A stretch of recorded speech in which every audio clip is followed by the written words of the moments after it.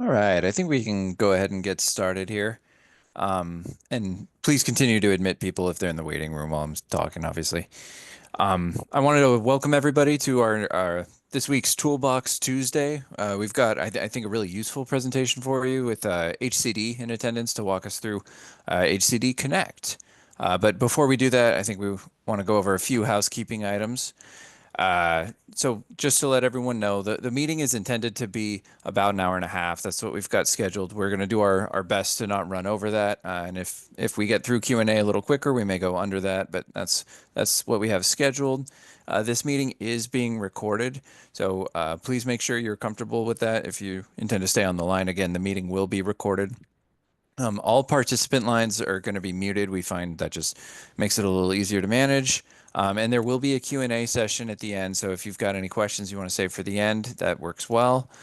If you do have a question during the presentation, though, feel free to either use the raise your hand function or you can type it into the chat box. We'll have people watching the chat box as well. We are going to log all questions and we'll call on you if we're ready to take your question at that time. And again, Q&A at the end. If you want to do closed captioning, you can do that by clicking Show Captions on the Zoom ribbon, excuse me. And since this is going to be recorded, we will have the recording available as well as the slides on the SCAG website shortly afterwards. We'll send a link to everyone who's registered, so you'll get it automatically. And lastly, we are going to have a survey at the very end. We ask that you please take a few minutes to fill it out and help us improve for future Toolbox Tuesdays. And on that note, I think that's all of our housekeeping items. So I'd like to turn it over to Kevin Rolfness with HCD. Kevin, do you want to introduce yourself and take it away? Sure, thank you. Yeah, Kevin Rolfness here, eight, from HCD. I'm from the data team within the policy division unit, or policy development division. Um, and I work on APRs, I work on RENA, and I'm joined by my colleague Fidel, who's on the housing element side. Uh, and yeah, let me do the screen share. Hoping to get you all familiar with, if you're new to APRs, get you familiar with them. If you've done it before, get you reacquainted and familiar with some updates. Here we go. Hopefully that worked. Let me see if I can get it in presentation mode. There you go. Um, so yeah, well, I'm going to go over APRs high level and housing planning and like where it falls in state housing planning. Then I'll go over some updates to the form and uh, give some basics there. Fidel's going to talk about Table D in the form. Spoiler: the form is an Excel spreadsheet with a few different tabs, and so Fidel's going to talk about that, and then I'm going to go over the new online portal. That's kind of the bigger change for this year, but keep in mind you can still submit via email. But we're encouraging folks to get familiar with the portal because you will need personal accounts, which wasn't how it was done in the past. So just high level, when you look at state planning, it starts kind of with us and coordinating with SCAG, regional governments, and the Department of Finance. We come up with your regional housing determination. Then that goes to regional government, and SCAG created an allocation methodology, and then you all plan for that. The local government folks all plan for that in their housing element, part of their general plan, on those 8-year cycles. So what we're talking about here is the annual, basically, update on housing element implementation, where we look at what is an APR. It started out as kind of more of a policy document, like what's going on with your housing element programs year over year. And that is kind of shifted more to kind of a quantitative tool on housing production. Table D is still there. Fidel's going to talk about that. The housing element program information is still very important. But now a lot of the work is going to be in what are called tables A, which are housing applications, and table A2, tables A and A2. And that's where reporting housing applications, entitlements, permits, issue permits, certificates of occupancy, or some of y'all might call it a final permit. So that's where a lot of the work is going to be done.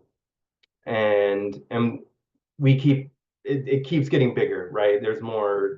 The state keeps passing laws saying, hey, we want you to report SB9 lot splits now. We want table K, for example, is we want tenant protection information. You know, that's a simple yeah, it's required, but it's a simple yes, no.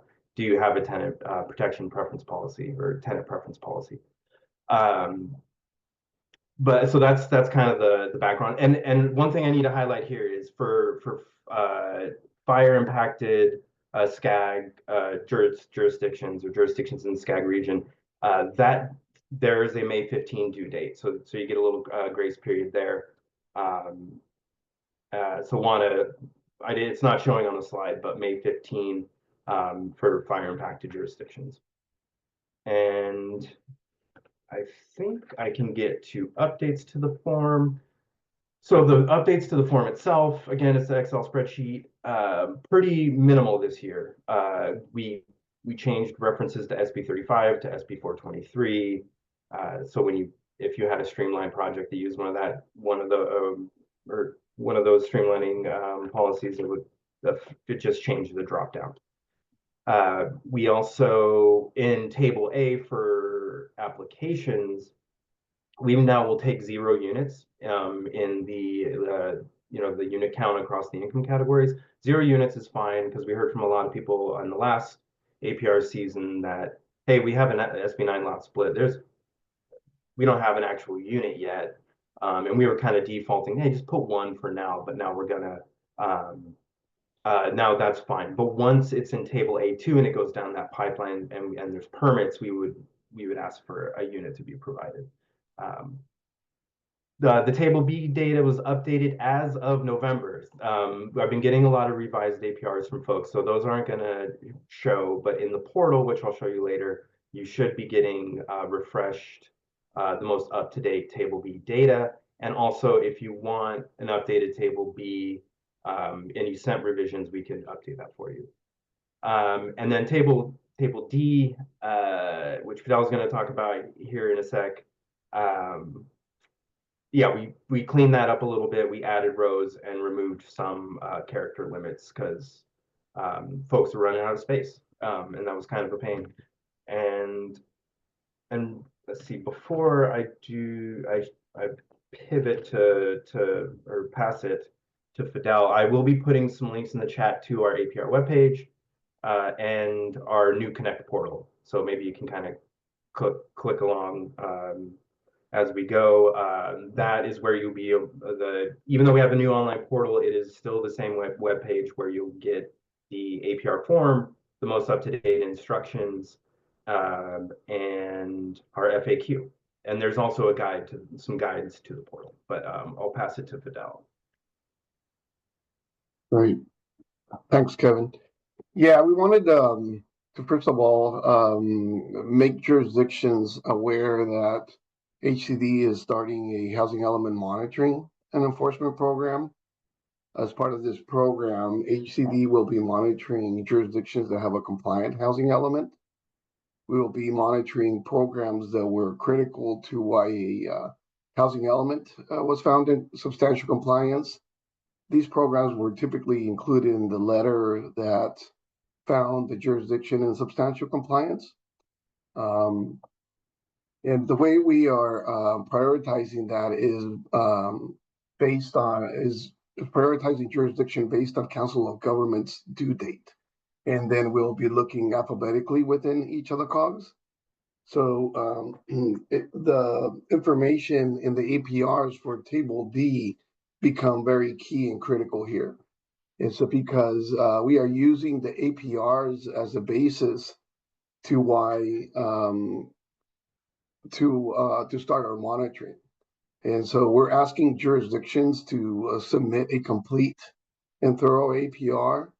So the more information that is included for each program, the better. So programs that include more than one objective. There's oftentimes there's programs that have multiple objectives within each of the commitments, and so for those, we're asking jurisdictions to try to include a status for each of those objectives. Oftentimes, we look at table D, and there's only minimal information that we can find there.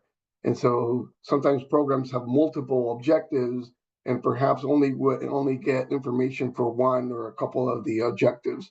So it's really important for us to get a status for each of the objectives within the program, and to include a status for each of those objectives, and include completion dates, even if they are, I would say, to report on statuses of all the programs, even when those programs have completion dates that are outside of 2024. Primarily, we're going to be looking at programs that are past due. However, we would like to get a status for all programs here, because oftentimes those programs are completed ahead of time. So if they're complete, please let us know.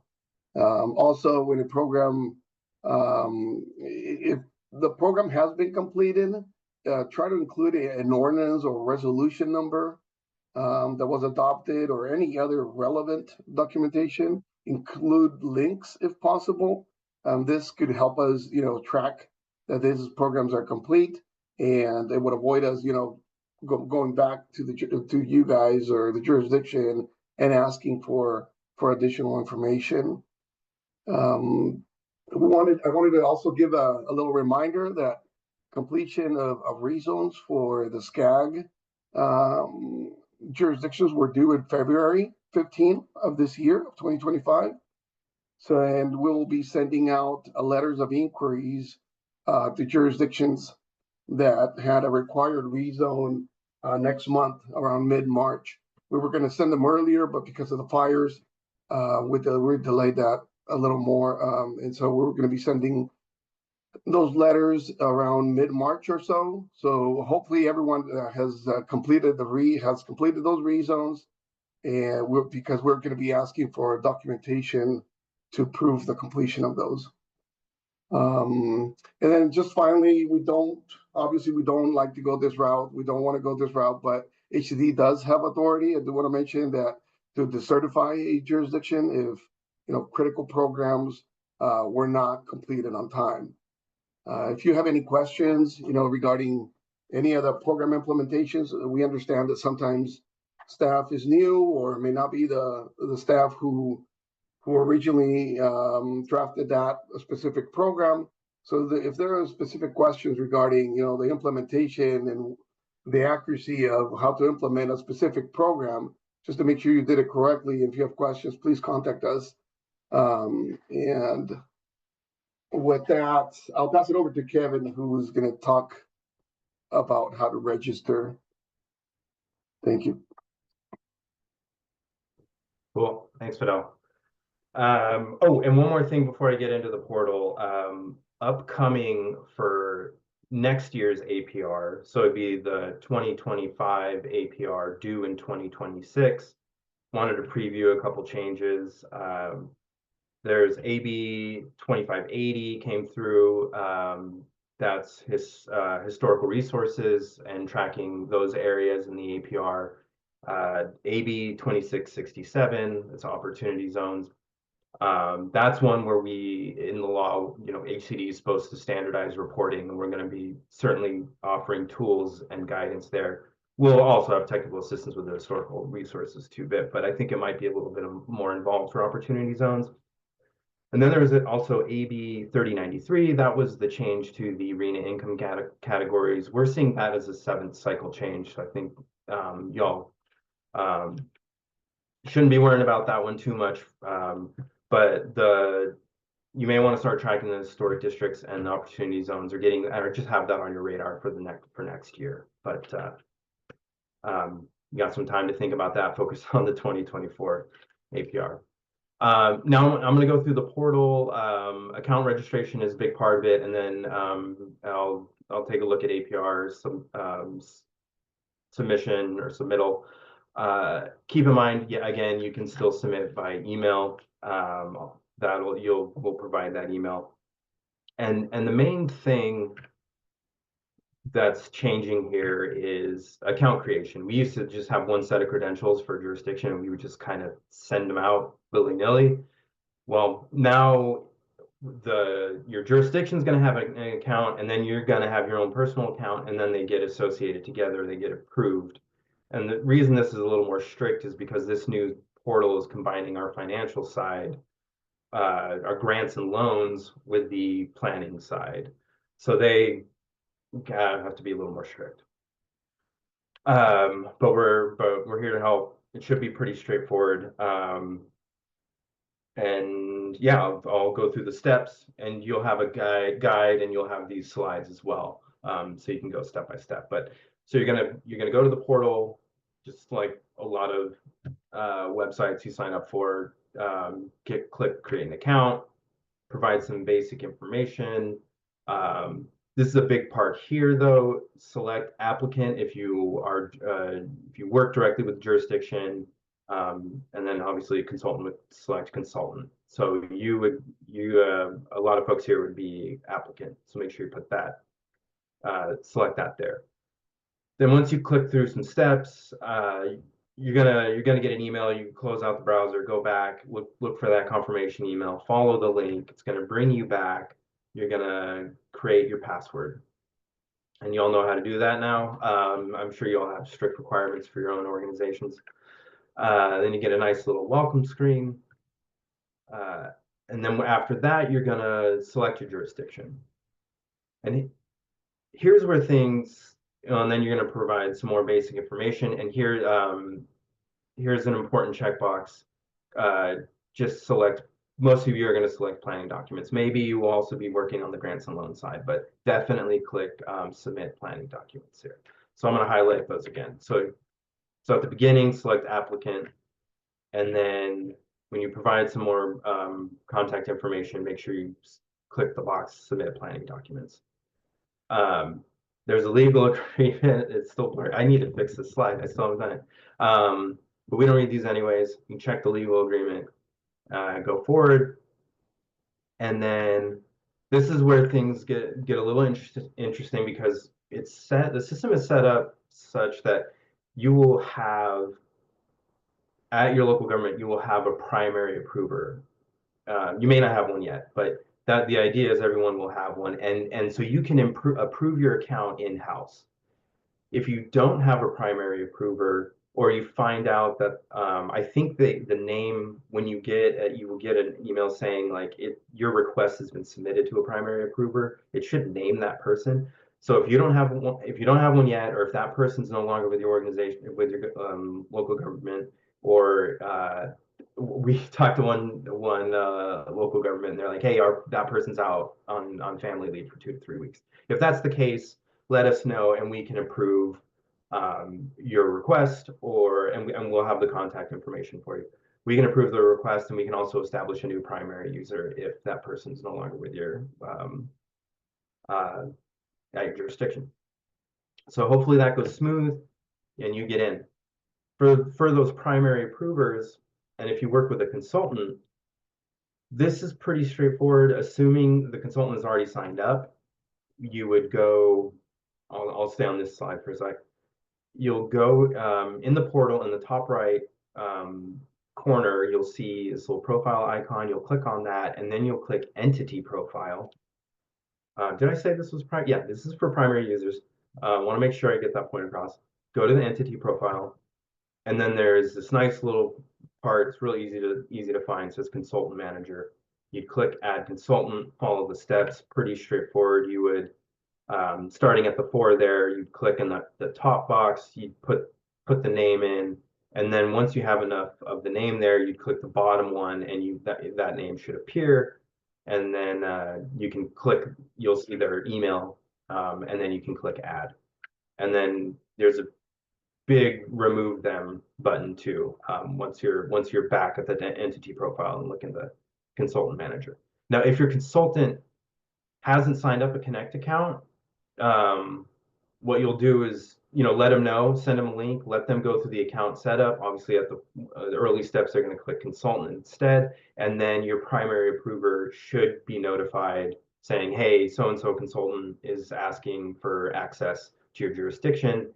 You grant them access, and keep in mind that access for people who are not primary users, all they can do is go in and they could see existing submissions, but they can only really add documents. Again, it's pretty secure. And this is just walking you through the removal part. So you click the big remove button and select that consultant and get a success banner. Tasks, I'm going to kind of skip over this part because I think it's going to be more useful on the housing element side. For APRs, don't really need it, but just previewing some of the features of the new, flashy Salesforce platform. At some point you can have HCD staff assigning you tasks, giving you deadlines. You get notified when certain things are coming up, that sort of thing. So just previewing that. But for APRs, I don't know if that's particularly useful. I mean, here's a sample of one where there'd just be task details, names associated, dates associated with it, you mark it complete, etc. And then you'd also kind of like social media, you get a little bell notification. This platform, it sends out emails, but once you're in the portal, you should get notifications. So that's tasks. Submitting APRs.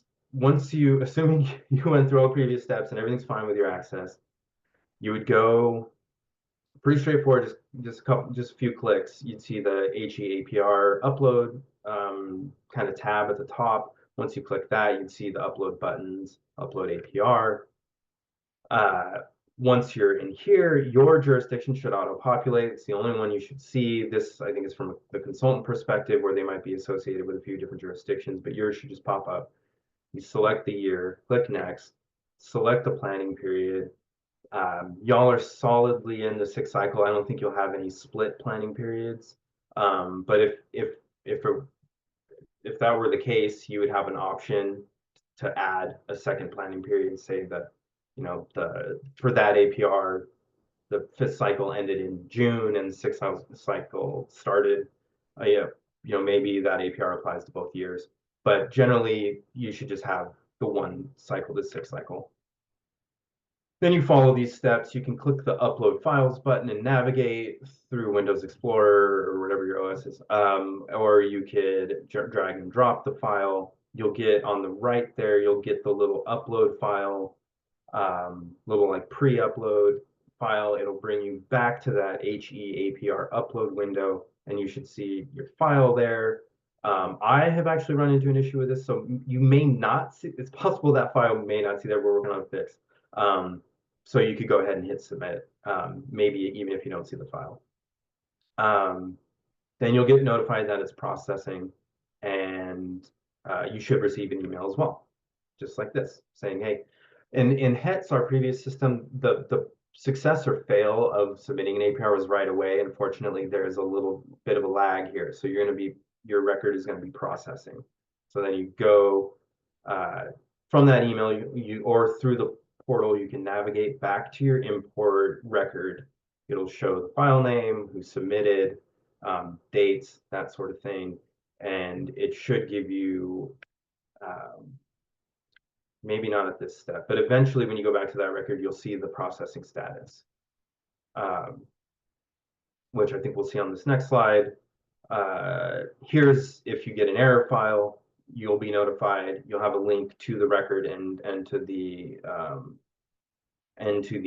spread. There you'll get a little Excel CSV file with errors. So here's where the email directs back to the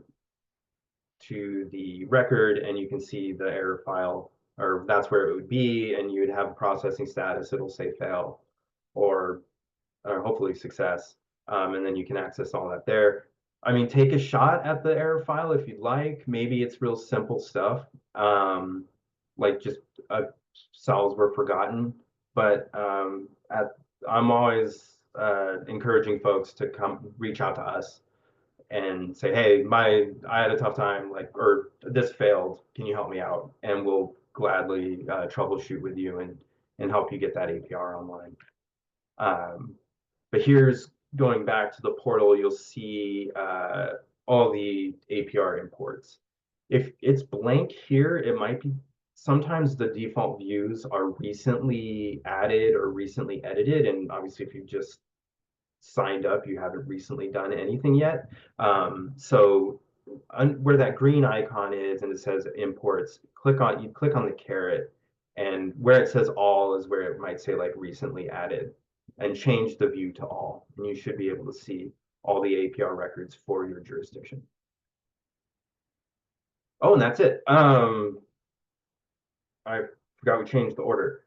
I was going to add, I'm happy to, well, I'm going to stop here and do Q&A, but or see if folks have questions, but I'm also open to kind of downloading the form and going through a couple steps and going over some basics. Like I spoke to a jurisdiction this morning that wanted their previous APR, the 2023 APR, imported into their draft 2024 just to have all that data in one place, and that's totally fine. All of the APR formulas are set up to only count permits and table A2 that occurred in the APR year. So if you want to just keep building off the last APR, that's fine. Usually what happens though is we want to import it into the most recent version.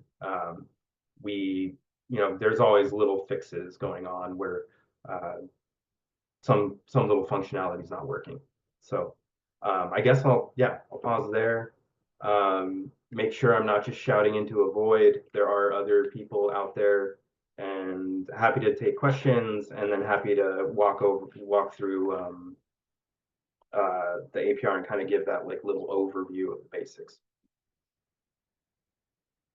Oh, and I need to provide links in the chat. Maybe I'm gonna shout out John. John, can you give a link to the website and the portal in the chat if you haven't already done so? I'm kind of stuck in presenter mode here.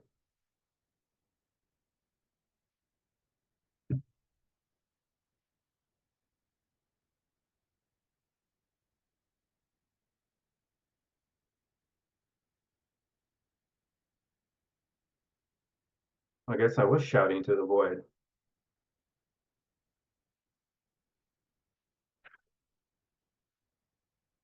Okay, John's adding stuff to the chat.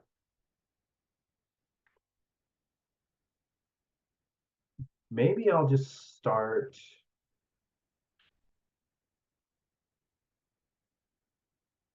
Y'all see my screen okay? Yeah, we see it. Okay, cool. So some of the basics, this is great resource here. This gives you the form, instructions, FAQ, email contacts, and if you send us a question about the portal to the APR inbox, we will gladly take it from there. Not a big deal, but you have some contact information here. So once you download the form, so I got one right here ready. One of the first things you may have to do is right click it. You're going to go to properties and you're going to unblock it. That unblocks a lot of I think it's the macros, but a lot of the functionality. So are we supposed to be seeing, we're seeing your slide? Oh, we're still seeing that. Yeah. Wow, I knew it. I thought I was doing the full share. Let me see if I can just do screen. While we're doing that, Kevin, sorry to interrupt. I think we got a question in the chat. Oh, great. Question is, are you able to submit APRs for years prior to 2024? Yes.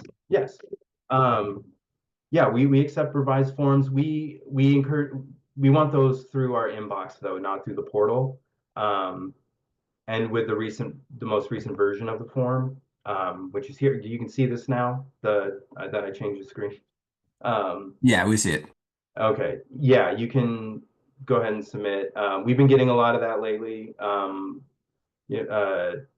Folks folks just adding, sometimes it's just one project, but that's fine. You wanna add that project, that certificate of occupancy fell through the cracks, totally, you can totally do that. So I'll try this one more time. So here's the form. You want to download it, use the desktop app, do not use the browser. And then once you have that, let me try to have the most recent one. You're gonna right click it, go to properties, unblock. That should help. And then you can open it up.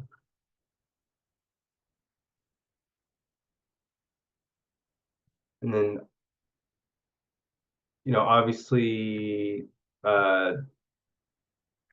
start here. Get your, this will generate table B data once you select your jurisdiction, provide the basic contact information. And then if, I was talking about that jurisdiction this morning, if this is the import last year's data, that's where you could, you click on this, you'd navigate to a copy of your 2023 APR, click import. It'll ask if you want table A data, say yes, and then if you want to keep it all in one place, or also sometimes maybe you had entitlements or permits from last year that are going to be in this year's form because they got the certificate of occupancy, or for last year or the years before. So I'd start there. This says finish here, but get familiar with the tools. You can turn the conditional formatting off. That's usually highlighting to help tell you, like, hey, you entered something here, now you have to enter something in this other cell. This summary tab, these are something you can use once you've completed the form. Gives you some nice summary tables, but you wouldn't put any information in here. And then table D is what Fidel was talking about. And this is required. You can't submit a blank table D. We need your housing element program information here. And another one that's required, and maybe an easy way to start the form, is table K. Do the yes or no on the tenant preference policy. We're having a thing where the highlighting stays there. Don't worry, it's fine. And then if you have yes, you just have to provide us a link to the policy on your website. But we got asked about this before, and we appreciate people bringing this stuff to our attention, but it's unfortunately staying highlighted. And then we get to table A and A2. This is where a lot of the information is gonna go as far as projects. One thing I'll mention here is that, let's say a building permit. Let's see. So here in this section, you can see building permits. You put in the basic information about the parcel, APN, local ID category. If a permit is the first that you're seeing of the project, then report that here and also report that in table A and treat it as an application. That's something we ask about quite a bit. And you'd walk across the form and just complete the information. So here in table A, APN, street address, project name, ID. Most of these are required. However, if you don't have an APN right now, we'll take an NA there and you can give us an APN later. If you have a parcel that's going to be broken out later and have multiple APNs, go ahead and throw it all together in table A. But then once it's in table A2, we're going to want to see it broken out by APN or structure type. So if you have a couple like townhomes and a multifamily +5, maybe on table A, that's all in the same row, but in table A2, try to break that up by structure type. And we were also recently asked, like, hey, I have an ADU application. We don't know what the affordability is going to be.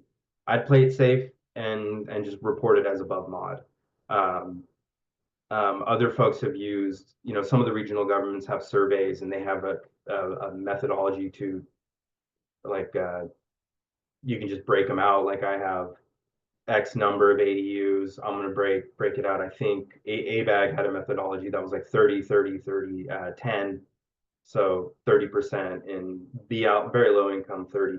Like if you have a good method, like a good survey and a good study, you could do that. But I think for this particular jurisdiction we were corresponding with, they may have to just default to above mod and maybe go back and revise, which I know is kind of a pain in the butt. But that's something we can discuss too for later. Like, oh, how do we help jurisdictions when they have more accurate income information down the pipeline? How can we help them go back?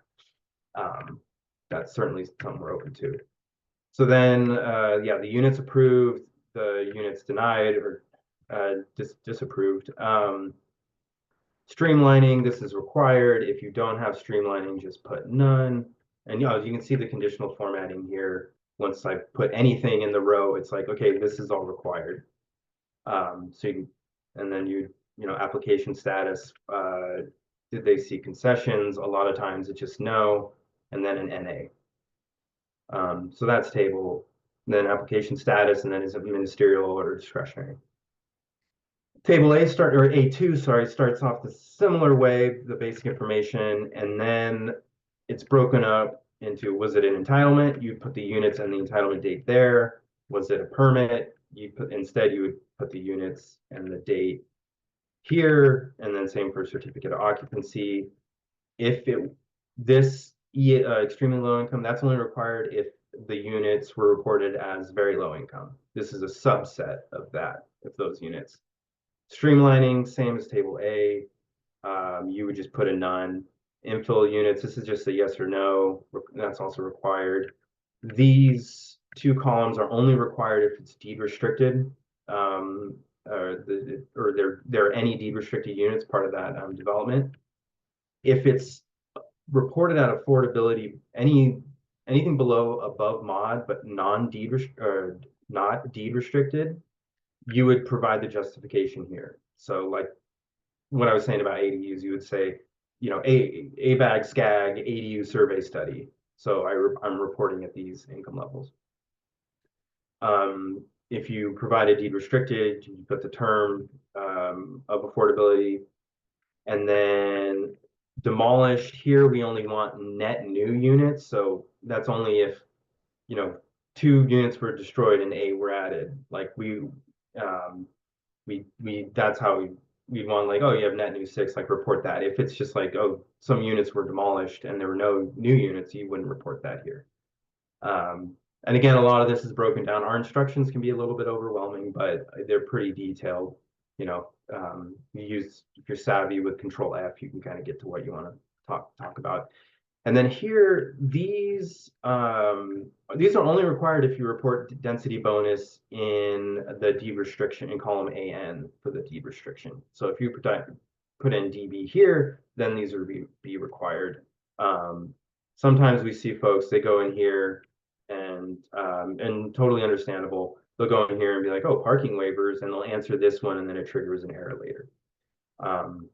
So that's table A2. And that's generally, so table K, tenant preference policy, yes or no. Table D, housing element program information, then A and A2. That's where most people, I think, are going to be spending their time. There are some other tables. Table C is no net loss. I don't even think I've seen a table E yet. Commercial development. Table F, I believe, is, this is rehabbed. And here you would have to ask for it to be unlocked and then provide a checklist, because the statute's pretty strict on this. Which one is that? Yeah, the 65583.1. Oh, I forgot to mention 65400. That's our form authority APR status. So that's F. G, locally owned lands. And that's not one I see very often. Surplus sites, I think, it's J, student housing, and then K. And then LEAP reporting, for a lot of folks, they're telling us that they had their closeout in 2024. We're asking you to report that. Hopefully it's not too much trouble to say, hey, we closed out our, I say REAP, I worked on Leap too. Leap. Say we close out our Leap stuff. What do we do? It's like, well, if the closeout happened in 2024, yeah, go ahead and throw that in there. Yeah, that's the basics. Hopefully that isn't too much. I think the main thing I want to get to communicate is go, our website, those resources, our inbox, talk to us. If you have any questions along the way, let us know. If you have revised APRs, let us know, send that our way, or those our way. And the portal, yeah, get your account set up. If you have any trouble with account setup, let us know. If you just don't want to deal with it because you're so busy on the APR itself, just send that APR to us, to our APR inbox. And I think that's even on the form too. No, another basic, the naming convention is jurisdiction year. So the city of Los Angeles 2024. The county would be Los Angeles County 2024, etc. And in the form, you can see our contact information. I believe OPR, you're supposed to submit to OPR. I don't know about the May 15 extension based on those affected by the fires, but I would just encourage y'all to reach out to their opr.apr at opr.ca.gov, which is totally not confusing and easy to remember. OPR/LCI. Cool. I think that's enough walkthrough. Now that everyone's bored to tears and tired of me talking, any see in the chat. There's a question about will the template continue to change every year? I mean, yeah, it just tends to. Things just keep getting added to it. But we try to help with that. You can use the importer. If you say you started early on the 2024 APR and you get pretty far along, and then we come out and say we have a new version, that new version is going to have the importer, and you can use the importer to bring that across. And then sometimes with revised APRs, we run into new requirements, and usually what I try to do is get around that because we don't want to be in the business of asking you to add information to previous revisions, but sometimes we have to find workarounds because the form has changed. So, but it, oh, that was a direct message. Sorry, Virginia. Any other, I don't know, SCAG folks, are you seeing any, I hope I'm not missing anything. I'm not seeing any questions in the chat, although obviously if anyone's got questions, now's a good time to raise them. I think for me, Kevin, the kind of driving point here, even more than the technical guidance, is just how willing HCD is to work with folks. Like I think sometimes we get questions here at SCAG about, do you know what HCD is looking for on X, Y, and Z? And I think what I'm hearing loud and clear is if they're uncertain, they can just reach out to you, and you guys will work with them and help kind of guide them along. Yeah, absolutely. Yeah. Yeah, yeah, I think that's really useful.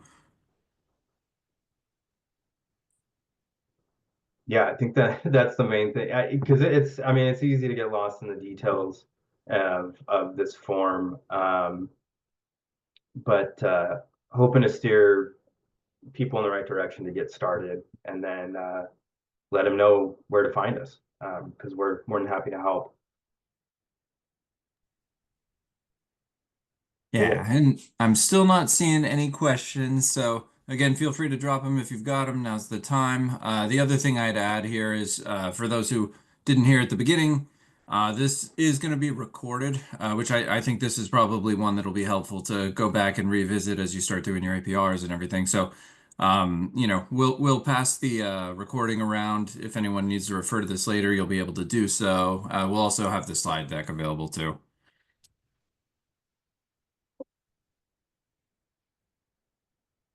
All right, but not seeing any questions. I don't think we need to stay on if there's no questions other than any closing thoughts you might have. I just thank everybody for their work on this. It's a really awesome data set, one that's pretty unique in housing policy in this country. I got to meet with other states, and they're all pretty envious of APR reporting. So, and it's a great data set. I love looking at the data. Maybe I can there we have our APR dashboard too, which is really cool. And that all starts with what y'all do with your reporting and your work on the APR. So really appreciate that, and really grateful. Um, and yeah, excited to see the trends. It's always fun to once we kind of get to the critical mass from the previous year. It's nice to start digging into the data. Perfect. We got a few people in the chat just saying thank you, no questions, but clearly a lot of people learned from this. So with that, I think we can go ahead and close. Our last thought on my end here is if you're interested, we always ask if you could please fill out a short survey. We've got the QR code here. We also dropped the link into the chat, and it's just a way to help us figure out how to do Toolbox Tuesdays in the future, what worked, what didn't work as well, and yeah, so if you want to share your thoughts, that would be much appreciated. Other than that, please stay tuned and we'll pass the slides and the recording around when it's available. So thank you all for your time. Really appreciate it. Thanks, y'all.